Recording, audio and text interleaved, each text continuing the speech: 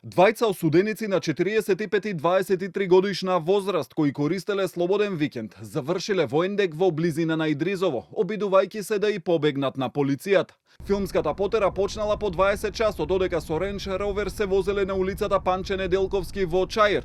Биле пресретнати од полициски службеници кои им дале знак да застанат. Но наместо тоа, осудениците со возилото се дале во бегство, а полицијата веднаш тргнала по нив. Двајцата осуденици бегалци со Ренч Роверот првин се упатиле кон Скопската обиколница, а оттаму се вклучиле на регионалниот пат Скопје-Велес.